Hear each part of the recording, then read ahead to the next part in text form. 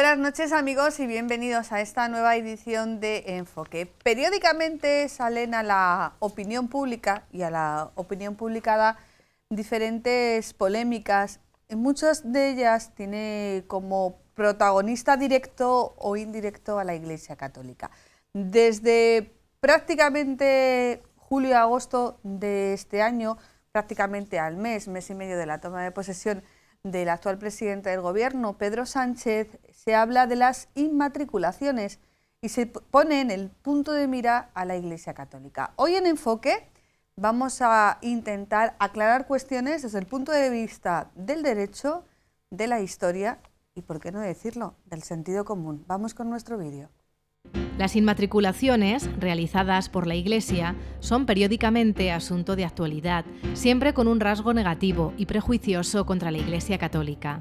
La última aparición en la opinión pública y publicada partió de las declaraciones realizadas por el gobierno de Pedro Sánchez, asegurando que se iba a publicar una lista con los bienes inmatriculados por la Iglesia desde 1998 a 2015.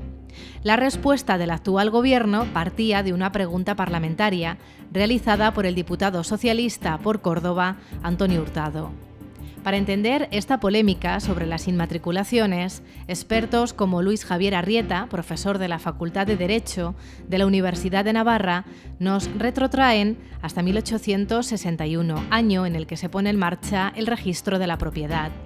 2 años después, para añadir el mayor número de bienes posibles, el Gobierno aprueba un Real Decreto que permitía tanto a la Iglesia como al propio Estado inscribir, inmatricular patrimonio histórico sobre los que no se tenía ningún título, pero que había sido poseído pacíficamente a lo largo de los siglos. Con una salvedad: no se permitía inscribir los templos porque, según explica este experto, era obvio que las catedrales y los templos de entonces pertenecían a la Iglesia. Esa legislación se completaría con la aprobación de la Ley Hipotecaria de 1946. Y esa es la razón por la que en 1998 el gobierno de José María Aznar abre la puerta a que la Iglesia, a través del artículo 206, pueda inscribir todos esos inmuebles que antes no podía vía certificado de dominio que expedía el obispo del lugar. Fue en 2015, de nuevo con un gobierno del Partido Popular, cuando se suprime esa posibilidad de acuerdo a un principio de duración finita de la norma.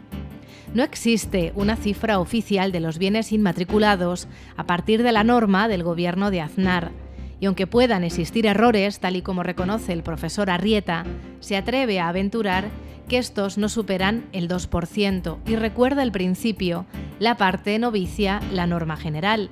Un error, por ejemplo, que ocurrió con la inmatriculación de la iglesia de San Juan de los Panetes, en Zaragoza, que fue subsanado en cuanto se descubrió que pertenecía al Estado.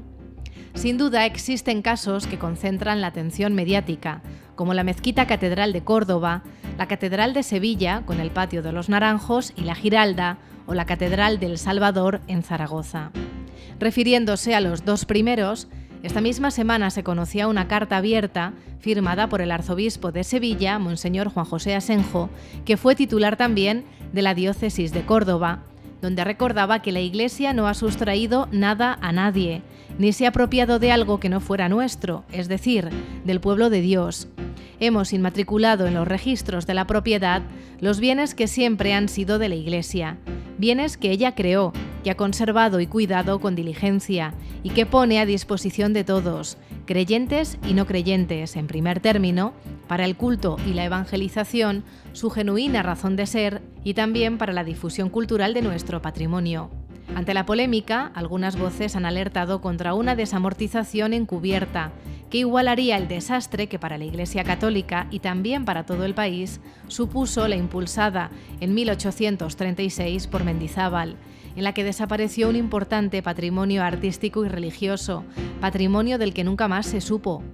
Desde el otro lado se insiste en que estamos ante la posibilidad de una recuperación de unos bienes para el pueblo y la sociedad española, aunque no se aclara quién pasaría a ser el legítimo propietario y cómo se gestionaría tan ingente patrimonio. En Enfoque nos planteamos esta noche aclarar cuestiones, establecer criterios acordes a la verdad, a la historia y al derecho, y buscar puntos de encuentro que eviten la confrontación y la acusación gratuita e interesada.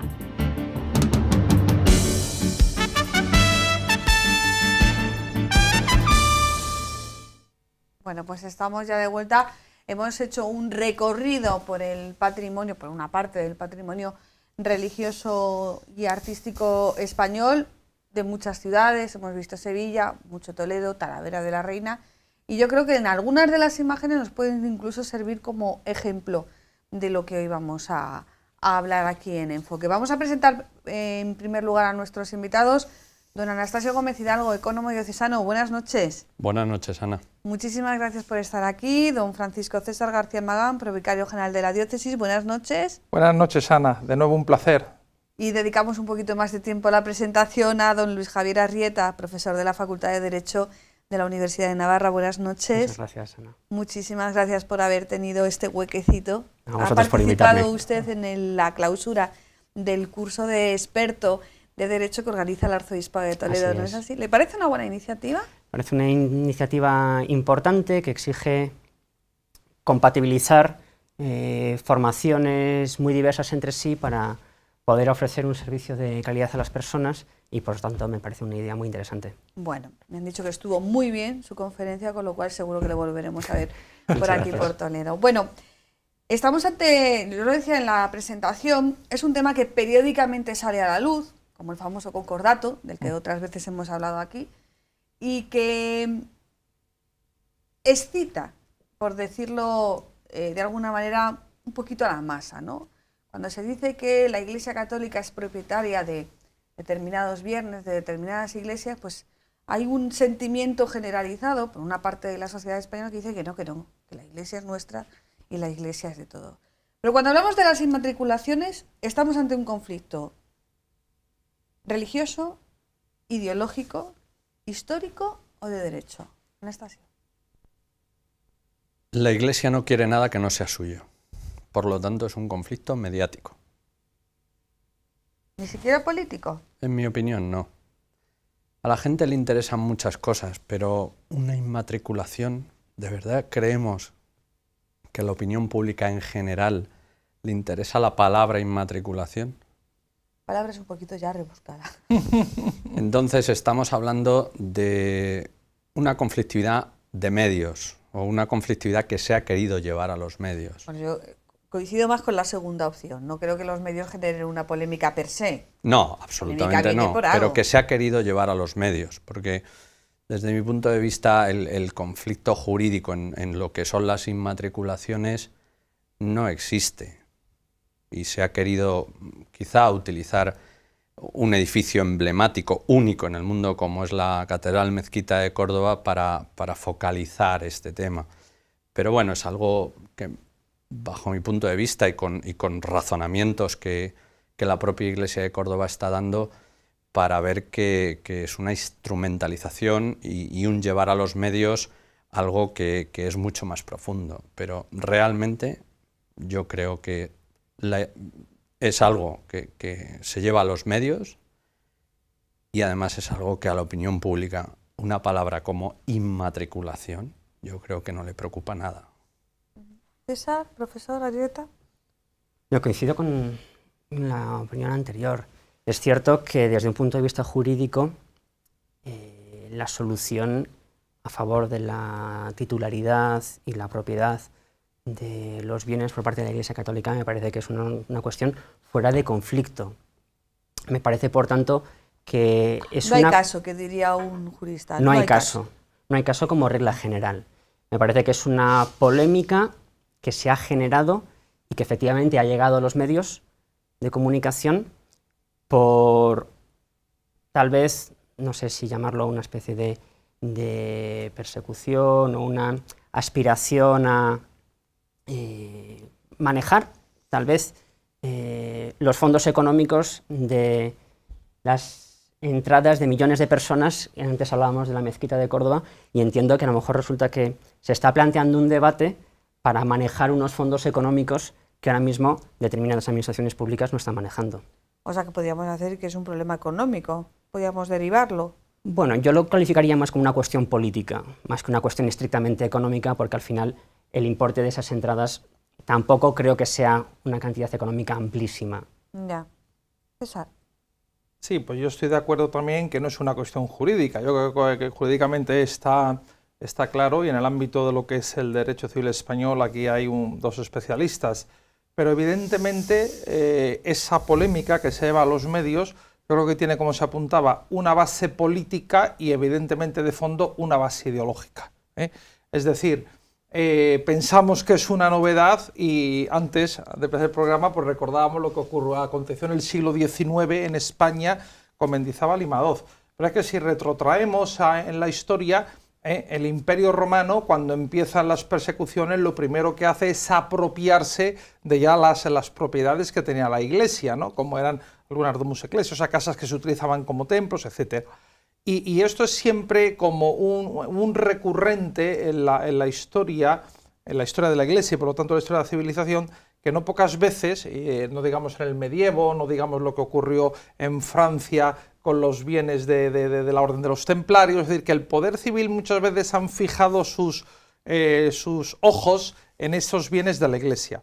Por otra parte, y volviendo al momento actual, a la época actual, el actual partido que gobierna es uno de los, y otros coaligados que tiene políticos parlamentarios, es uno de esos temas recurrentes que sea en campañas electorales o sea después, pues agitan y presentan, como por ejemplo el tema del famoso de los acuerdos Iglesia-Estado, ¿no? Eso de vez en cuando... El concordato, César, sí. Tienes que decir el concordato. No, es que no hay concordato. Ya, pero lo que mola es decir concordato. No, porque el último concordato fue el de 1953 y ahora tenemos 4 acuerdos parciales del 79 con un año del 92 y el básico del 76.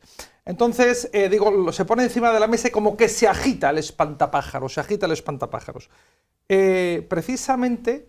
Y esto es importante, ¿no? Porque esta mañana ayer se lo decía a mis alumnos y pues que puede dar la impresión de que esto de que la Iglesia tenga bienes, incluso puede haber de ciertos sectores intraeclesiales, pues una cierta contestación, ¿no? Una cierta crítica a ello. De unas posiciones, curiosamente, unas posiciones que son extremas, que como decían los clásicos, en el medio está la virtud. Es decir, de una concepción, hablo intraeclesial, muy espiritualista, entre comillas, de la Iglesia, de que la Iglesia tiene que ser nada más que oraciones, liturgia, entonces que los bienes materiales no sirven. Entonces la función tan importante y tan primaria para la evangelización y la pastoral que tiene este señor en nuestra diócesis, que le has presentado como economo diocesano, pues sería denostada. Pero por otra parte también, ¿no? Pues bueno, los que creen que la Iglesia pues tiene que ser una ONG sin más, metida dentro de un círculo de ONGs del Estado, dice, bueno, ¿para qué la Iglesia tiene que tener? Y esa no es la Iglesia de Jesucristo. La Iglesia de Jesucristo para su misión necesita medios. La Iglesia de Jesucristo para evangelizar necesita tener propiedades, tener recursos para poder hacer esa misión. Porque Jesucristo creó una Iglesia así, como dice el Vaticano II, que es divina, pero es humana, vive en la historia y necesita de esos bienes. Y por lo tanto, lo otro es reductivo. Y luego extraeclesial, lamentablemente en España tenemos un anticlericalismo resabiado, y entonces es difícil cuando se plantea... Hay debates que la Iglesia de salida los tiene perdidos. Hay debates que la Iglesia los tiene perdidos porque hay posiciones ideológicas preconcebidas. Y lamentablemente, a mí me gustaría que llegáramos a una situación como en otros países de Europa, donde uno puede tener la posición personal que se tenga, pero se puede dialogar y se puede razonar. Pero cuando uno parte de un prejuicio, el razonamiento es difícil. Bueno, hemos hecho en nuestro vídeo un pequeño repaso, todo en 1861, cuando se funda, se crea el registro de la propiedad. Hasta 1861, pues la gente pues tendría documentos que acreditaban la propiedad de algo, pero bueno, no era un documento, digamos, común, como ahora todos pues tenemos nuestras escrituras y cosas de esas, ¿no? Y en 1861, claro, ya se plantean, y en los años siguientes, que bueno, que la gente tiene que, bueno, de alguna manera documentar que es propietaria de algo, pero claro, a la Iglesia ni se lo plantean porque nadie ponía en duda que la Iglesia era propietaria, por ejemplo, de las iglesias o de los templos. Claro, muchas veces tendemos a analizar acontecimientos de la historia con nuestro análisis de ahora y claro, eso choca permanentemente. En el 46 se desarrolla la ley hipotecaria, en 1946, y en 1998 es cuando el gobierno de José María Aznar decide modificar esa ley hipotecaria, incluyendo el artículo 216, de tal manera que le concede a la Iglesia la facultad de inmatricular, de inscribir en el registro de la propiedad sus bienes. Claro, aquí viene todo, porque si al hecho de la Iglesia luego le juntamos el nombre de José María Aznar, ya es que parece que tenemos... ¿Por qué hace esto el gobierno de Aznar? Tendríamos que retrotraernos un poquito, ¿no? Es decir, has planteado, Ana, que efectivamente el registro de la propiedad surge como una institución nueva en 1861. Es una época en España de muchísimos cambios, un desarrollo industrial increíble, una nueva burguesía, una migración de los pueblos a las ciudades que demandaba la construcción de nuevas viviendas para muchas personas y, por tanto, la demanda de crédito para la inversión y también la necesidad de favorecer una cantidad muy alta de compraventa de bienes inmuebles para todas esas personas que se trasladan de un ámbito rural a un ámbito urbano. El registro de la propiedad surge, por tanto, como una herramienta para facilitar el desarrollo de un mercado hipotecario y para facilitar un mercado inmobiliario. Es decir, para favorecer y simplificar la compraventa, para que nos entendamos todos. En ese contexto, el legislador introduce el registro de la propiedad, pero el legislador también tiene que favorecer que los propietarios, que ya eran propietarios antes del nacimiento del registro de la propiedad, lleven al registro de la propiedad sus fincas y sus propiedades. Porque un registro de la propiedad, si no tiene fincas inmatriculadas, es un registro de la propiedad con una información incompleta y, por tanto, un registro de la propiedad raquítico. Por tanto, en 1861 el legislador impulsa una nueva institución e impulsa también a los propietarios de bienes inmuebles a que inmatriculen, a que lleven al registro de la propiedad sus fincas registrales y con la inmatriculación se inscribe el derecho de propiedad. Es curioso que en el año 1863, con base en esa lógica que tiene el legislador de favorecer el acceso de cuantos más propietarios mejor al registro de la propiedad, permite que las administraciones públicas territoriales y la Iglesia Católica inmatriculen bienes inmuebles, propiedad de las administraciones públicas y de la Iglesia Católica, pero sobre los que no se tienen títulos notariales de dominio. Es curioso también pensar que la ley del notariado, la primera ley del notariado de España es de 1862. Claro. El registro de la propiedad de 1861, o sea, la ley del notariado, 1862. Son dos ideas que se apoyan mutuamente. ¿Qué ocurre? Que las administraciones públicas territoriales y la Iglesia Católica eran propietarias de un patrimonio muy importante poseído desde tiempos inmemoriales. Y si el legislador intentaba por todos sus medios favorecer que los propietarios llevaran al registro sus bienes, tenía que favorecer la inmatriculación. ¿Y cómo se impulsó esa política legislativa para favorecer la inmatriculación de bienes? Porque, en primer lugar, admitió lo que se denominó en su momento expediente posesorio, actualmente expediente de dominio. Es decir, gente que sin un título notarial podía acceder a la condición de titular registral. ¿Qué ocurre? Que en 1863 ese expediente posesorio era un juicio, era un procedimiento que se tramitaba ante un juez. Muchas veces en el siglo XX y en el siglo XXI atribuimos a la justicia un calificativo y decimos que la justicia es lenta. Pues bien, pensemos cómo era la justicia del siglo XIX. Mucho más lenta. Mucho más lenta que en el siglo XX y por supuesto que en el XXI. Esa política legislativa no solamente le llevó al legislador a admitir el expediente posesorio, sino para evitar un colapso de la justicia del siglo XIX, admitió la inmatriculación por certificación. ¿Quiénes podían certificar? Las administraciones públicas y, en este caso, la Iglesia Católica a través de los obispos diocesanos. Lo que es curioso es que en esa norma de 1863 se excluía de la inmatriculación a los templos destinados al culto, pero no a un palacio, no a una casa de un sacerdote, que podía seguir siendo propiedad del obispado, pero no era un templo destinado al culto. Entonces, lo curioso es, ¿por qué se permite la inmatriculación de un palacio episcopal, de una propiedad inmueble del obispado, y en cambio no se permite la inmatriculación de un templo? La razón, bajo mi punto de vista, es clara, y hay que pensar cuál es la lógica que tiene el registro de la propiedad. Y conforme a lo que te he planteado antes, Ana, El registro de la propiedad nace para favorecer la compraventa inmobiliaria.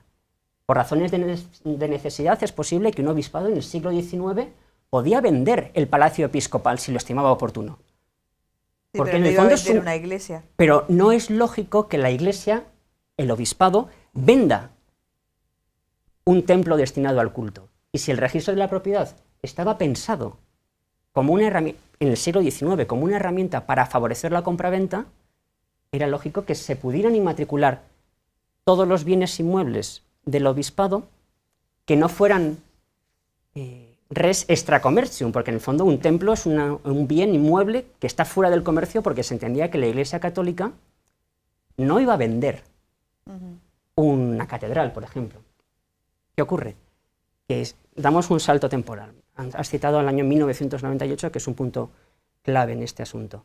¿Qué ocurre? Que en el año 1998 había una prohibición expresa para la inmatriculación de templos destinados al culto, pero ojo, el culto católico.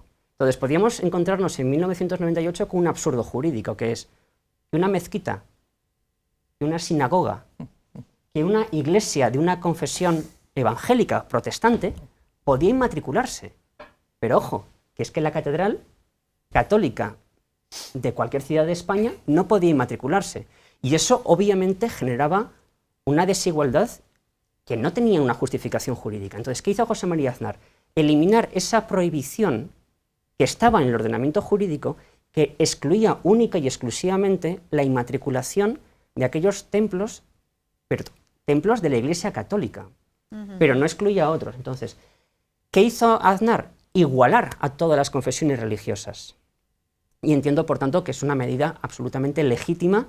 Incluso diría que el mantenimiento de ese precepto que excluía la inmatriculación de bienes de la Iglesia Católica, ese precepto resultaba inconstitucional. Y antes de la hipotética declaración de inconstitucionalidad de ese precepto, lo que hizo José María Aznar es eliminarlo, derogarlo. Eso es en 1998. A partir de ahí, ¿qué es lo que pasa, Anastasio César? ¿Qué hacen la Iglesia Católica y las iglesias diocesanas en este caso? Pues al principio poco, o más bien nada, porque ese proceso, la Iglesia, por la documentación que yo he manejado, que no es poca, tardó en darse cuenta de que eso era necesario. En el año 98, en el año 2000, 2002, esto no estaba, o sea, no era algo que las diócesis tuviesen como una tarea prioritaria. Con una idea fundamental que he dicho al principio, yo pienso que la Iglesia no quiere nada que no sea suyo. Me voy a la Iglesia Hermana de Navarra, a la que se ha acusado en los medios de comunicación y es más, en scratches, incluso en jornadas de patrimonio que se han hecho en Pamplona, con scratches a las personas que participaban en estas jornadas de patrimonio, que era gente que íbamos de toda la Iglesia de España, ¿no? Y aquello se producía tristemente por este fenómeno de las inmatriculaciones. La diócesis de Navarra, el arzobispado de Pamplona, los 4 pleitos a los que se ha enfrentado la audiencia provincial los ha ganado los 4 a día de hoy. Los 4 recursos que se han hecho por supuestas malas inmatriculaciones. Con lo cual vuelvo a lo anterior, no estamos en un problema jurídico, estamos en un problema mediático. Y ahí podríamos ver dónde se quiere ir o a qué raíz se quiere ir de deslegitimar, pero no una propiedad, sino a deslegitimar el concepto quizá Iglesia Católica. Y vuelvo a insistir, por algunos, porque pienso que la opinión pública en el concepto de inmatriculación es que no creo que haya ni siquiera debate. Entonces, en concreto, por ejemplo, en la diócesis de Toledo, yo personalmente el trabajo que he hecho con el secretario canciller y la gente que a nosotros nos ayuda, pero bueno, ha sido un trabajo que sí que hemos hecho entre los dos, ¿no? Nosotros realmente empezamos en el año 2007, 2008, 2009 y en estos años se inmatricularon templos, pero con cosas tan curiosas como que antes del año 98 se podría inmatricular el atrio del templo, pero no el templo. Claro, porque el atrio no pertenece a lo sagrado. A lo que es el propio... Entonces, sí. Claro, pero ahora nos encontramos con otras problemáticas muy concretas de que, por ejemplo, los registradores de la propiedad no dejan agrupar atrio y templo, sino que piden inmatricular en fincas separadas. Pero bueno, tampoco quiero entrar en matices cuestiones que son un poco técnicas, ¿no? Pero también nos encontramos en una necesidad de inmatricular pues bienes de los que algunas personas se apropiaban, aprovechando que había sacerdotes mayores en los pueblos. ¿Como por ejemplo? Como por ejemplo... Incitar para no herir susceptibilidad. No, pero yo creo que el ejemplo cuando se concreta también le hace realidad. Entonces nosotros nos hemos encontrado, en mi caso concreto, en el pueblo de Montes Claros, tener que llegar al acuerdo con un ayuntamiento porque nos había construido un centro de salud en una propiedad de la iglesia. Que se puede haber dicho, no se puede haber dicho, pero ese centro de salud que hoy se puede ver está en un terreno que era de la iglesia y no lo hemos instado el derribo ni nada. Lo que hemos instado es, no, hágase bien. Ya. Pero esto también nos ocurre. ¿Qué ocurre? Que no lo contamos. Que no lo contamos. Pero también tenemos que contar que hay muchos lugares que circundan los templos católicos que antes eran cementerios parroquiales y que hoy son plazas públicas. Y eso en algunos casos estaba registrado. ¿Y alguien piensa que vamos a reclamar un antiguo cementerio para que esa plaza sea de la iglesia? Es absurdo. Eso es el devenir de la propia historia y tendremos que acomodar eso. O un caso muy concreto, y es que la Ley de Sanidad Mortuoria insta a que sean las administraciones locales, los ayuntamientos, los que se hagan cargo de los cementerios, y nos encontramos una y otra vez cómo los cementerios no quieren saber nada de los cementerios parroquiales. Y eso también es un inmueble. Ya. Entonces, hay mucha casuística que no contamos. Es decir, la Iglesia no quiere nada que no sea suyo. Y hay muchas cosas que queremos que tomen una dimensión democrática para que cada uno ejerza sus competencias en esos lugares con modelos de cesión gratuitos, en concreto los cementerios, y que a veces nos vemos incapaces de que esto se pueda hacer. Entonces, bueno, hay mucho que contar, y hay muchos tipos de inmuebles. Entonces, vuelvo a lo que decía el profesor, pues que la Catedral de Toledo alguien la quiere, pues a lo mejor es evidente, pero igual la iglesia de Torrecilla la Jara no. Esto también es un discurso importante. No hay que ser muy civilino para ver detrás de todo este movimiento, si no en una primera línea, pero sí de fondo un contexto económico. Obviamente la Mezquita Catedral de Córdoba o la Catedral de Sevilla. En Toledo todavía no han sonado esas trompetas, pero no digo yo que no suenen. Pero alguien pues discute... obviamente mejor coger algo que está funcionando y que reporta unos ingresos que, ojo, habría que ver si ponemos ingresos y gastos que supone el mantenimiento de esos edificios, si realmente luego hay beneficios, ¿no? Porque a lo mejor la gente dice, pues la Mezquita Catedral de Córdoba ingresa al año un X, pero ¿y cuánto se gastan en su mantenimiento? A lo mejor eso.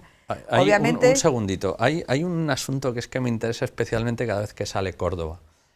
Una de las personas que firma este informe, que rebate la inmatriculación de la catedral y demás, es una persona de Torrecampo, que es un pueblo de Córdoba.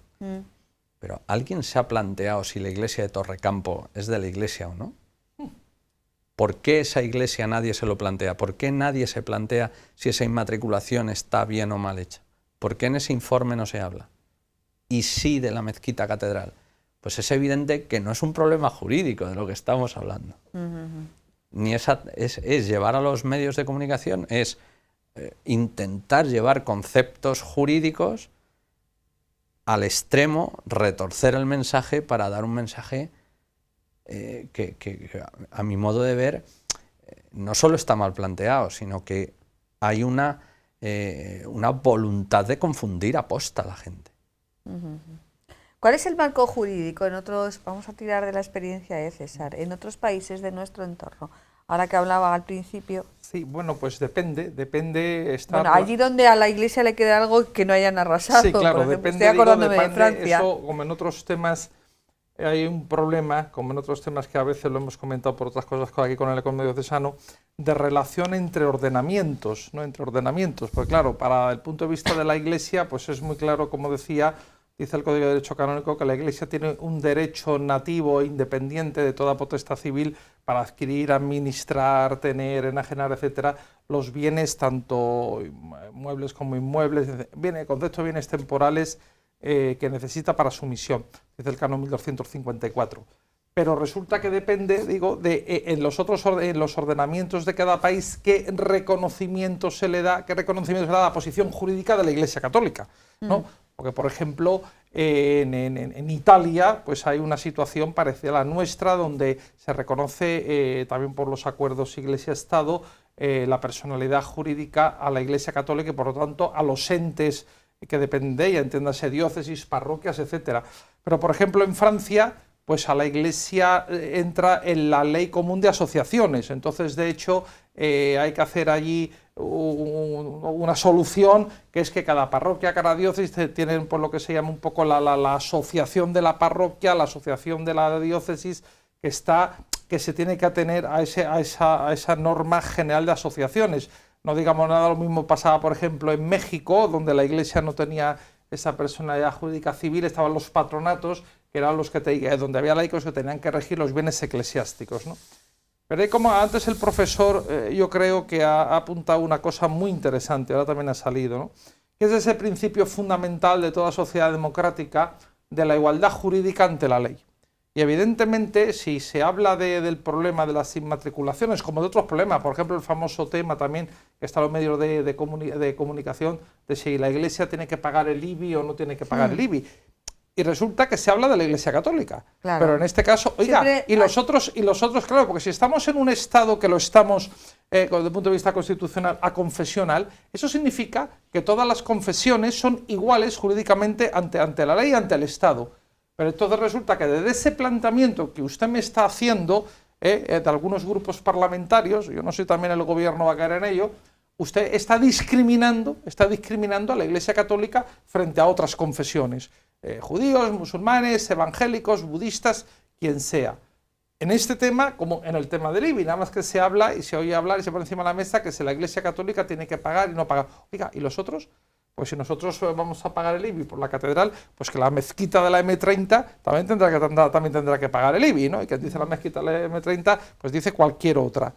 Entonces hay un planteamiento ideológico, hay un planteamiento, además un planteamiento que yo creo que puede romper, si se lleva a efecto, esa neutralidad del Estado ante las distintas confesiones religiosas, dejando al margen, porque bueno, me imagino que también era el mismo tsunami que querrán meter la reforma del parágrafo 3 del artículo 16, que donde el constituyente insta a que los poderes públicos tengan relaciones de colaboración, de cooperación con la Iglesia Católica y las otras confesiones. O sea, que esa relación no es que sea un privilegio, porque aquí enseguida vamos a los privilegios, y como si eso fuera fruto de nuestro reciente pasado histórico confesional. De que estamos hablando, antes se planteaba un problema que surge además en unas circunstancias muy concretas, como ha explicado el profesor, en el siglo XIX. ¿No? Y que eso ahora se quiere hacer una hermenéutica como si fuera un privilegio de la Iglesia, lo que ocurre en el año 98, como decía el profesor, cuando lo que se intenta es subsanar una situación de discriminación que tiene la Iglesia. Hay algunos expertos que plantean en esa argumentación contraria a lo que aquí se está exponiendo la inconstitucionalidad de ese artículo y aseguran que si el artículo fue finiquitado en el 2015, por algo sería, ¿no? Que curiosamente también es, digamos que abolido por un gobierno del Partido Popular, no por un gobierno del Partido Socialista. ¿Por qué había que poner coto al artículo? ¿Por qué había que poner un final del 98 al 2015? Vale. Bajo mi punto de vista es una cuestión clara. Antes he comentado que la razón por la cual se permitió la inmatriculación por certificación del obispo diocesano era una política legislativa favorecedora de la inmatriculación. Esa política favorecedora de la inmatriculación, antes o después tiene que acabar. ¿Por qué? Porque la inmatriculación de las fincas es necesariamente un procedimiento que tiene que estar temporalmente delimitado. Voy a explicarme. La inmatriculación es un concepto jurídico que pretende referirse al procedimiento a través del cual una finca, es decir, una superficie de terreno, accede por primera vez al registro de la propiedad. Para esa finca se abre un folio registral y sobre ese folio registral se inscribe el dominio y se inscriben todos los derechos reales, propiedades, hipotecas, un arrendamiento, una servidumbre que puedan recaer sobre ese concreto bien inmueble. ¿Qué quiere poner esto de manifiesto? Que la inmatriculación de las fincas antes o después acaba, porque ya no hay más superficies de terreno en España que inmatricular. Por tanto, cuando todas las superficies de terreno están inmatriculadas, los procedimientos de inmatriculación ya carecen de sentido. En 1863 surge una política legislativa favorecedora de la inmatriculación. ¿Para qué? Para que la gente inmatricule, pero una vez que una finca esté inmatriculada ya no hay que volver a inmatricularla. Por tanto, conforme se van inmatriculando las fincas, actualmente se calcula que más o menos en España está inmatriculado el 80-85%. En algunas comunidades autónomas más, en algunas comunidades autónomas menos. Obviamente en el ámbito urbano está inmatriculado casi el 100%. Claro. En ámbitos rústicos obviamente menos, pero la media de la que se suele hablar es actualmente es en torno a un 80%. Si ya está inmatriculada casi toda España, es lógico que los procedimientos de inmatriculación se endurezcan porque cada vez son menos. Esa norma especial que surge, no es un privilegio, antes lo estábamos comentando, no es un privilegio, sino que es una norma especial. Es una norma especial para cumplir esa política legislativa de favorecer la inmatriculación. Una vez que tenemos ya inmatriculadas las fincas de la Iglesia Católica, es lógico que esa medida de política legislativa desaparezca. La Iglesia Católica ha tenido, desde el año 1998, la posibilidad de inmatricular lo que hasta entonces no podía inmatricular, es decir, los templos, y para inmatricular todas aquellas propiedades que podía haber inmatriculado, pero que por las razones que sea, antes lo hemos comentado también, por las razones que sea, la Iglesia no la ha inmatriculado.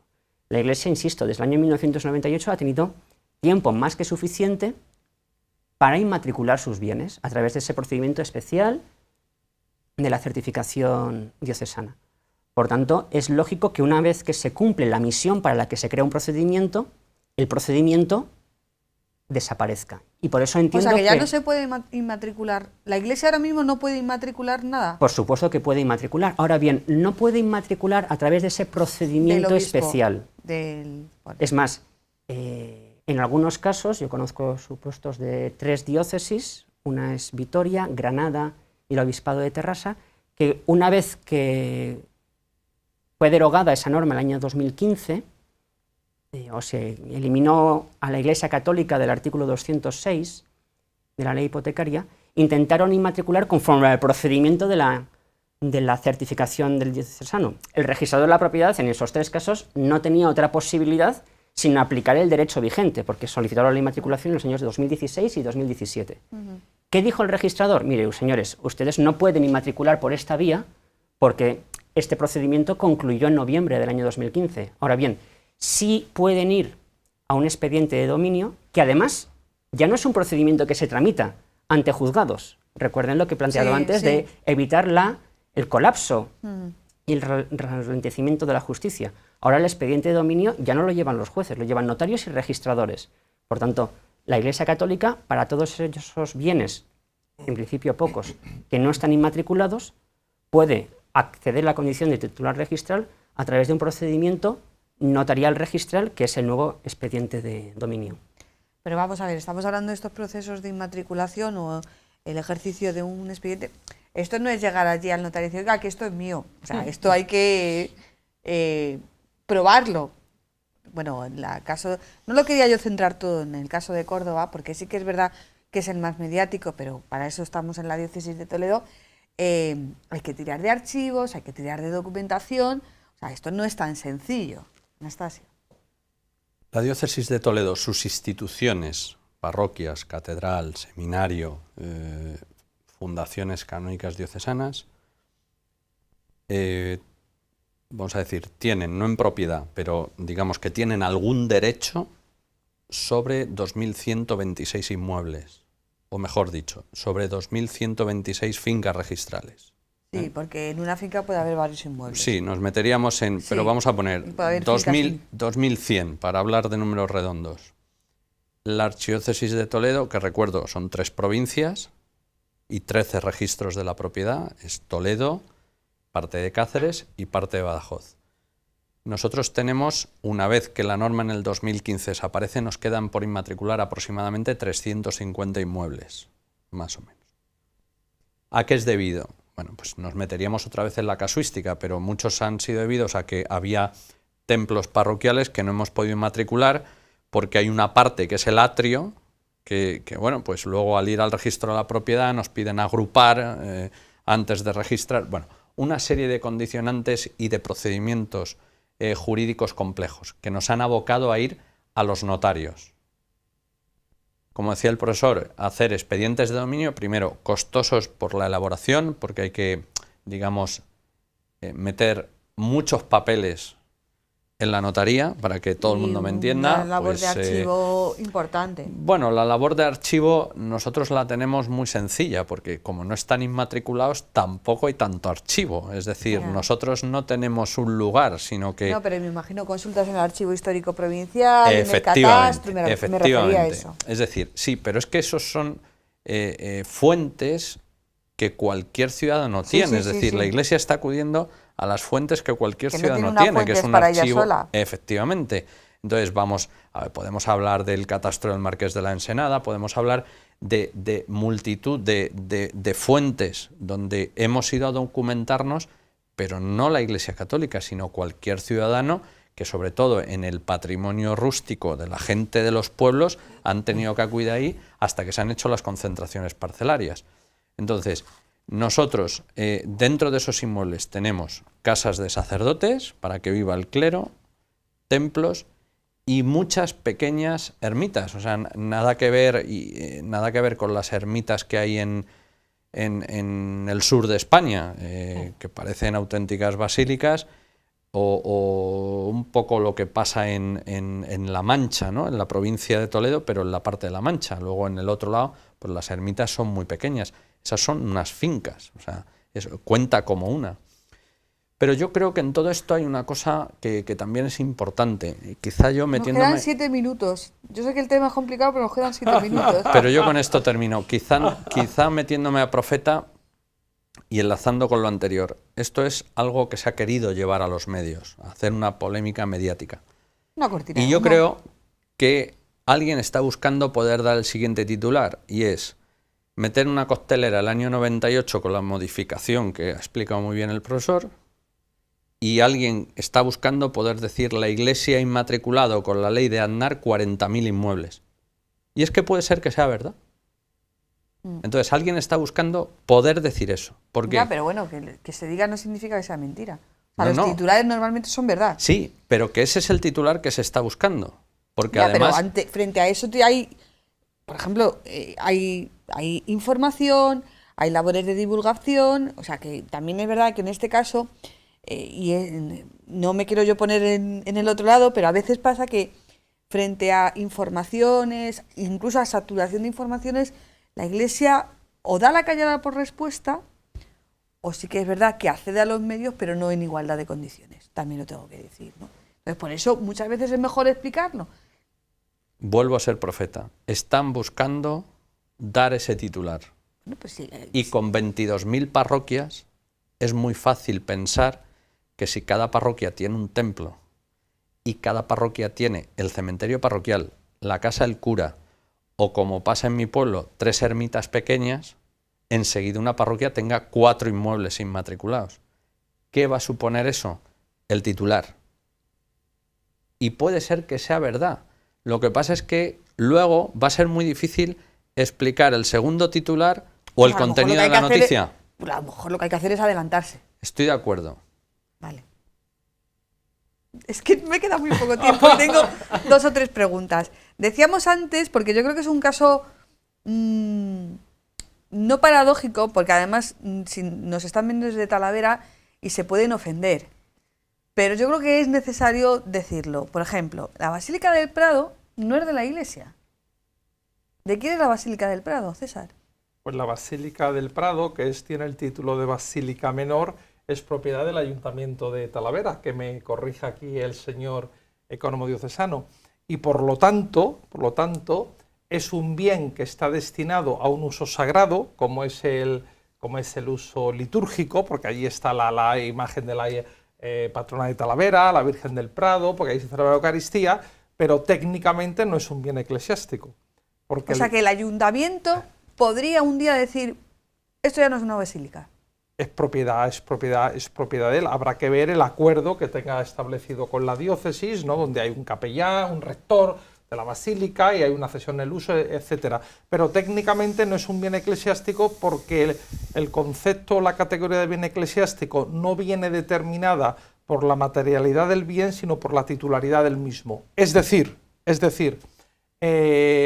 la basílica o una ermita, alguna hay que es propiedad de algún ayuntamiento, también por algún pueblo está cedida, eso es un bien no es un bien eclesiástico, porque el titular de ese bien no es una persona jurídica pública en la Iglesia, puede ser una parroquia, una diócesis, o puede ser el seminario, o como puede ser, ojo, una hermandad o una cofradía. Y sin embargo, el ejemplo de pizarra que digo yo a mis alumnos para que se despierten en clase, sin embargo, si una hermandad o una cofradía tiene una libreta de ahorro donde tiene un dinerito, un depósito, ese depósito sí es un bien eclesiástico y por lo tanto está sujeto a la normativa del Código de Derecho Canónico, está sujeto a la vigilancia del ordinario, está sujeto que hay que rendir cuentas a la administración diocesana, etcétera. Y en ese caso, como en otros, no es un bien que está dedicado al culto, pero no es un bien eclesiástico. ¿Se inmatricula el continente y el contenido? El contenido consta en los inventarios que tiene cada parroquia, el inventario parroquial, que además en derecho canónico es obligatorio, y en el inventario copia, que se guarda en el Arzobispado de Toledo, en concreto en la Delegación de Patrimonio. Pero los bienes muebles no se inscriben en el registro de bienes muebles, que lo hay, que lo tiene el registro mercantil. No es algo que se inscriba, sino que son archivos que son inventarios. O sea, que se inmatricula el edificio. Eso es, el continente. O la finca. O el solar. O el solar. ¿Tenemos algún conflicto en la diócesis de Toledo? ¿Sobre qué? Sobre todo esto, digo. Algo, no.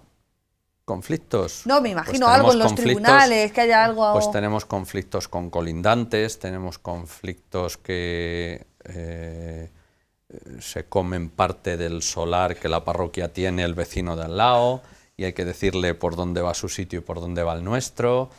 Tenemos conflictos de apropiación de fincas rústicas, que era con lo que vivían los curas en el siglo XIX y mediados del XX, porque yo recuerdo que el concepto de retribución del clero de hoy, de que tengan una especie de nómina, que técnicamente no lo es, como hoy es, no era así. Antes era un sistema beneficial por el que, para que todos nos entendamos, cada cura en su pueblo se buscaba la vida y tenía que vivir pues de un arrendamiento de un sitio. En concreto en Toledo tenemos un lugar donde había un huerto de lechugas, que todavía existe, pero ya no se plantan lechugas, salían hasta 40.000 lechugas al año y con eso tenía que vivir.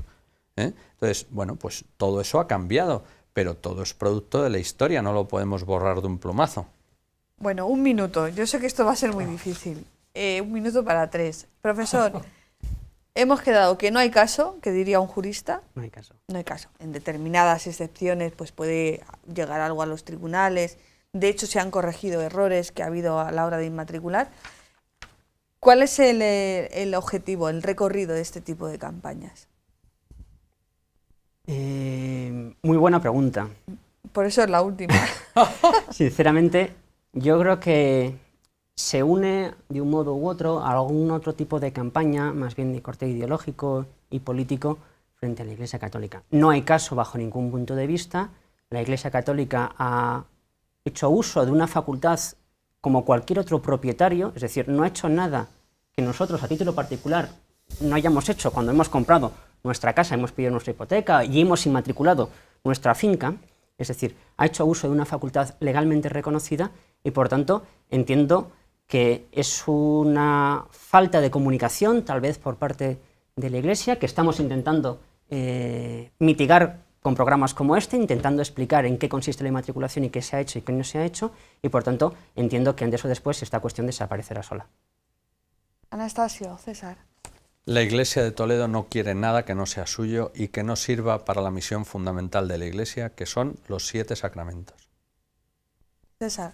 Sí, yo creo, como se apuntaba antes, que es fundamental la labor de la Iglesia de divulgación, de explicación, de información, y en un marco más general entra en algo en lo que se está trabajando en la diócesis de Toledo y en todas las diócesis de España, que es la transparencia en la gestión. La transparencia.